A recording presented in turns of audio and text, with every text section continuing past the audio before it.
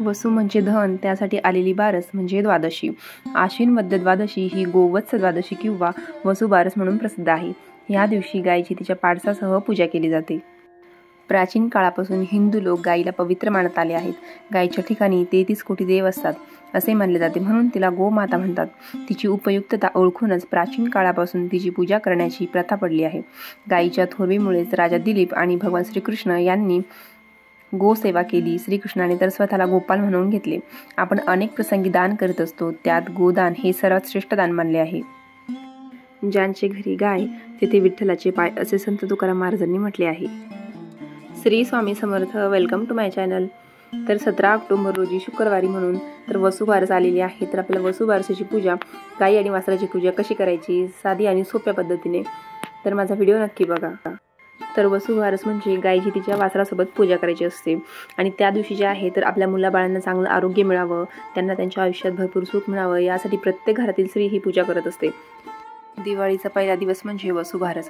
तर या दिवसापासून जे आहेत आपल्याला दिवाळीची वेध लागलेली असतात. तर आपल्या वसुबारस झाल्यानंतर धनत्रयोदशी, नरक चतुर्दशी, लक्ष्मीपूजन, भाऊबीज, तर असे हे 5 दिवस जे आहे तर आपल्यासाठी खूप आनंदाचे असतात. तर आपण त्या दिवसापासून वसुबारसपासून आपल्याला पंत्या लावायला सुरुवात करायची आहे. सगळीकडे दिवे लावायचे आहे.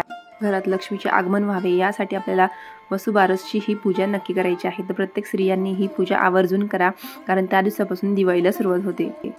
तर पूजा मांडणी जी आहे तर तुम्हाला पूजा मांडणी प्रदोष काळामध्ये करायची आहे संध्याकाळी. आणि पूजा मांडणी जी आहे तर खाली जागा स्वच्छ पुसून घ्या, त्यावरती स्वस्तिक काढायचं आहे, हळदी कुंकू टाकायचं आहे आणि त्यावरती चौरंग किंवा पाट ठेवायचा आहे. तर त्यानंतर तुम्हाला वस्त्र अंथरून घ्यायचं आहे कोणत्याही रंगाचे आणि प्रथम आपल्याला दिवा प्रज्वलित करून घ्यायचा आहे. तर दिव्याची पूजा, हळदी कुंकू लावून दिव्याची पूजा करून घ्यायची आहे. त्यानंतर आपल्याला विड्याचे जोडपानं घ्यायचे आहे. 3 जोडपाने घ्यायचे आहेत. तर पहिल्या याच्यावरती आपल्याला गणपती बाप्पाची पूजा करून घ्यायची आहे.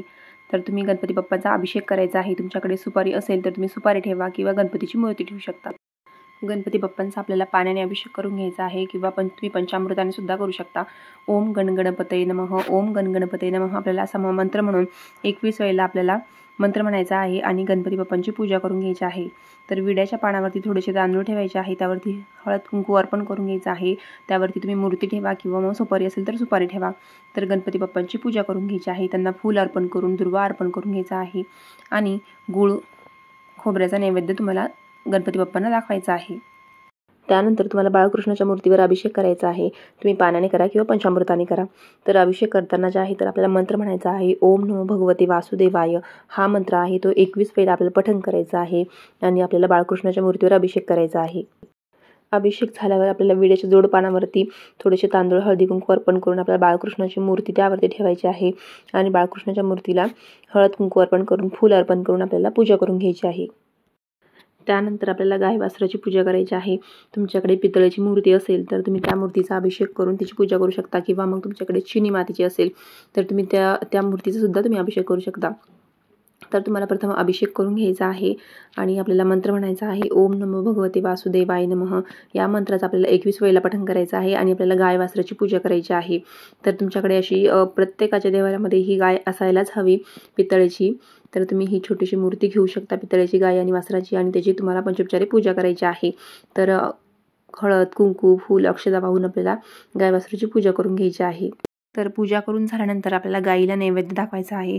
तर त्या दिवशी आहे रमा एकादशी.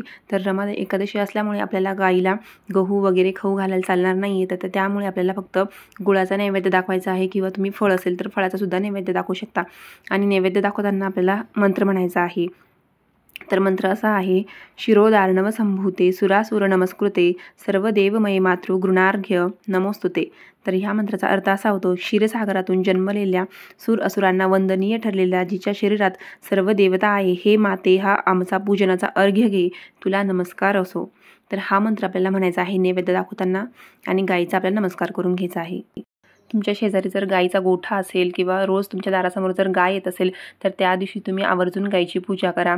तर तुम्ही थोडंसं पाणी घेऊन जायचं आहे तांब्यामध्ये, गाईच्या 4ही पायावर पाणी टाकायचं आहे, तिला हळद कुंकू लावून तिची पूजा करायची आहे, तिला नैवेद्य खाऊ घालायचा आहे तुम्ही. कारण त्या दिवशी एकादशी आहे तर तुम्ही तिला गुळाचा नैवेद्य द्या किंवा एखादं फळ द्या. तर आणि तिला तुम्ही प्रदक्षिणा घालायचा आहे कारण गायीमध्ये जे आहे तर 33 कोटी देवांचा वास आहे, तर त्यामुळे त्या दिवशी तुम्हाला गायीची आवर्जून पूजा करायची आहे. तर तुम्ही तिला प्रदक्षिणा घालू शकता आणि तुम्हाला दर्शन घ्यायचं आहे. दिवाळीच्या आगमनाची तयारी सगळीकडे असते. घर गोठे स्वच्छ केलेले असतात. सगळीकडे आनंदी वातावरण असते. शेतावर शेतीची इतके दिवस राखवणीसाठी गेलेली गाय आपल्या बछड्यासह वसुबारसेला संध्याकाळी परत येणार असते. तेव्हा तिचे स्वागत करूनच तिच्या मागोमाग येणाऱ्या वासराला दिवाळीच्या वसुबारसेला उंबरठ्यात ओवाळून घरात घ्यायचे असते. शेती कामात मदत करणाऱ्या सर्वच जनावरांविषयी भारतीय संस्कृतीला प्रेम आहे. गाय तर कुटुंबातीलच एक सदस्य असते. घरातले अखंड मातृत्व म्हणजे गाय. आईसारखीच मायाळू सोशिक, तसेच वासराला गोंजारून बोलणार तिचं हंबरणं ऐकलं तर कुणाच्याही हृदयात वात्सल्य दाटून यावं. अशा गोमातेचे पूजन तिच्या वासरासह या दिवशी करायचे असते. आणि या दिवशी तुम्हाला गाईपासून बनलेले पदार्थ तुम्हाला घ्यायचे नाही आहे. म्हणजेच दूध, दही, पनीर, लोणी, तूप असे जे पदार्थ आहेत तर ते तुम्हाला घ्यायचे नाही. कारण हा गाईचा दिवस असतो, त्यामुळे आपल्याला हे पदार्थ त्या दिवशी घ्यायचे नाही आहे. तसेच गाईच्या पंचगव्यामध्ये फार मोठी शक्ती असते. गाईपासून मिळणारे 5 तत्व म्हणजे गाईचे दूध, दही, तूप, शेण व गोमूत्र यांचे आयुर्वेदाच्या दृष्टीने फार महत्त्व आहे. अनेक विकारांवर यांचा फार उपयोग होतो.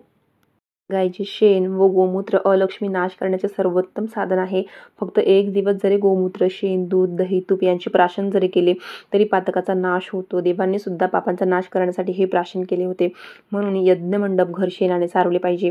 गायीच्या शेणामध्ये प्रत्यक्ष लक्ष्मीचा वास असतो. गोमूत्रामध्ये भगवतीचा गंगेचा वास असतो.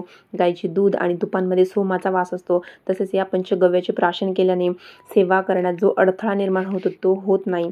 आपल्या शरीराबाहेरील अशुभ शक्तींचा नाश होतो. तसेच कोणी करणी केली असेल त्यालाच ती परत जात असते. कारण पंचगव्यामध्ये संरक्षण शरीरावर असेल तर कोणतीही वाईट शक्ती आपल्याला जवळ येऊ शकत नाही आणि या उलट त्या पीडेचा नाश होतो. तर गाय म्हणजे आध्यात्मिक दृष्टीने उशेचा किरण आहे. तर पुराणानुसार पापाचा भार वाढल्यावर पृथ्वी गायीचे स्वरूप धारण करून भगवान विष्णूजवळ जाऊन राहते, हे त्याचे प्रतीक आहे.